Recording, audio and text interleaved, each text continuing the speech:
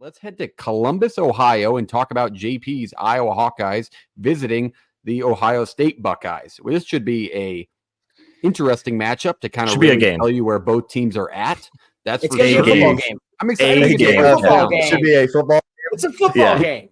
It's going to be interesting because you get to see Iowa's defense against a very high caliber offense. And then you kind of get to see if Ohio State, it's their first really tough opponent. I think people kind of made Michigan State last week to be higher than it was. But this is a program that a little bit has way more hype around it in the preseason. So it should be a good matchup. 2:30 is CBS game, main focus. This is your old 2:30 SEC slot, now taken up by the Big Ten.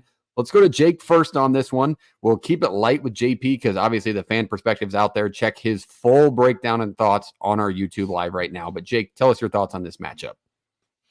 Yeah, it's kind of a dead horse at this point, right? But let's start with the Iowa offense and the task they have at hand against this Ohio State defense in Columbus. I do think that the Iowa offense is improved, and it's been because of how good Caleb Johnson has been. I think that their ability to pass the football still needs to be proven. But if you guys did catch that Ohio State game last week, I know it was going on during the Georgia-Alabama game, but Michigan State, turned it over 3 times in Ohio State's red zone. So there could be an opportunity that maybe Iowa can find a vulnerable spot on this defense that's trying to gel right now because, quite frankly, they just haven't played anybody. And then on the other side, it's going to have to happen. Yes, Cade McNamara is going to have to make some throws, but how good can Caleb Johnson be? We know he's seen some decent defensive fronts. I even will say Iowa State's is decent. It's not Ohio State level. So he's proven it at certain spots, but he's going to be up to the tallest task this weekend. And I'm interested to see that. And this is going to be the best defense that Ohio State's seen offensively so far this year. There's no question about that. Probably one of the best they'll ever see the whole season. I completely agree. My concern for Iowa, and I think JP even mentioned it in his fan perspective, is I feel like the defensive line has regressed a little bit this year as far as pressures and maybe just honestly in numbers and sacks. Am I wrong in saying that, JP?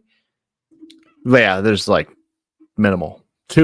1 total in Iowa State, 1 total in Minnesota, and then they had a ton against Troy and Illinois State, but I'm not counting those. Exactly. And I thought that's what I heard on your fan perspective. So that was good stats. That's just my concern.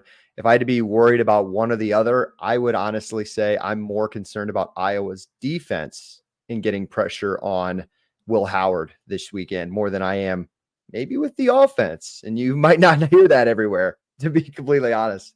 Yeah, and everywhere, including me. I'll go to me next. I think one thing about Ohio State that I've seen this year, especially against matchups with Marshall early in the season, they kind of get off to some slow starts. And I get it. We're progressing week through week. But I just see this game for some reason being 0-0 at the end of the first quarter. That would not shock me because Iowa's defense is that good and Ohio State has the talent on their defense. I think a fun fact for Ohio State is they haven't given up more than 17 points in a football game since the Georgia matchup in the 2022 college football playoff. So this defense is legit. Outside of one time, I believe, they gave up 30 to Michigan, I think, but they had the play calls. But it's still been an elite defense, so it's going to be a defensive-minded matchup.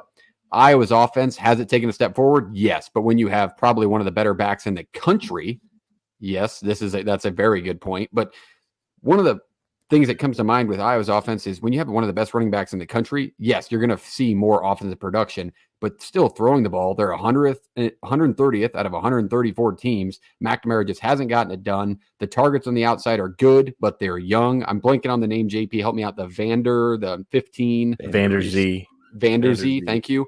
He's a really young, talented receiver in the Big Ten, but the matchups they have with Denzel Burke and Caleb Downs and that secondary of Ohio State, it's going to make this very slow-paced, but I just don't see enough from Iowa passing offense. No. Game. I don't see it enough from Iowa State's passing offense either to stay competitive in this game. Let me throw that out there.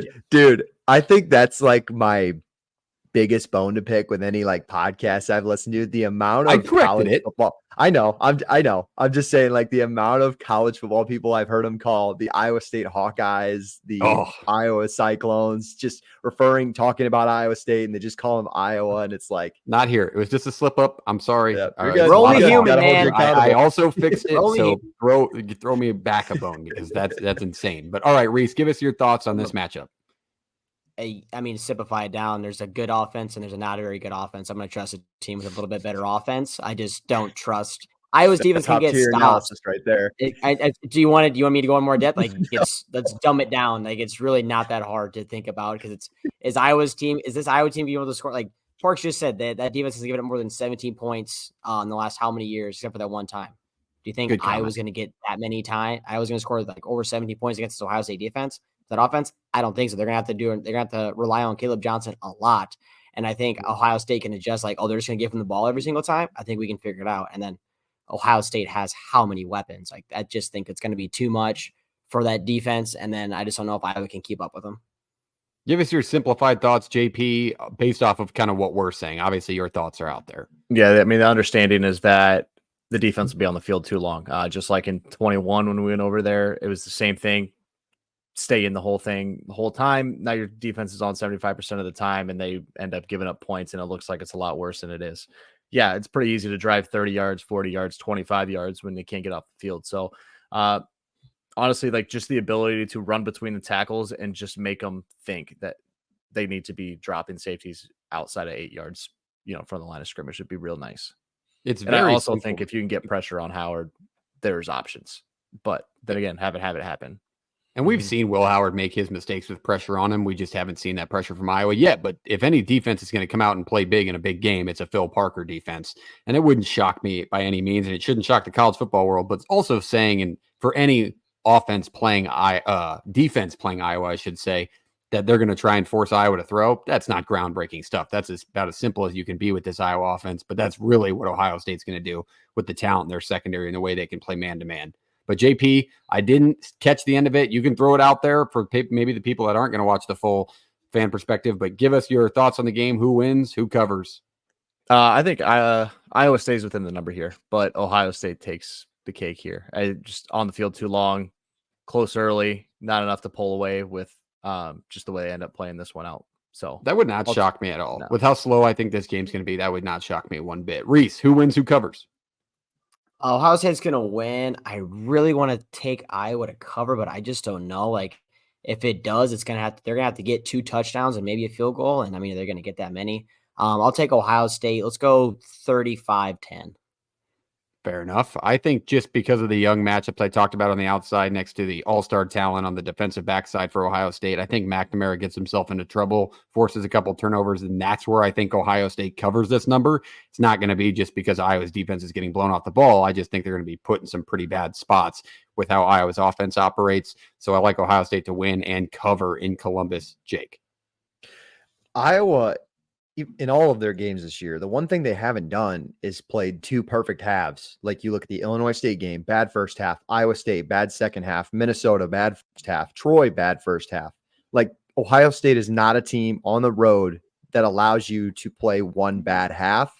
I'm a little surprised that this number is not like 21.5. It's actually been coming down.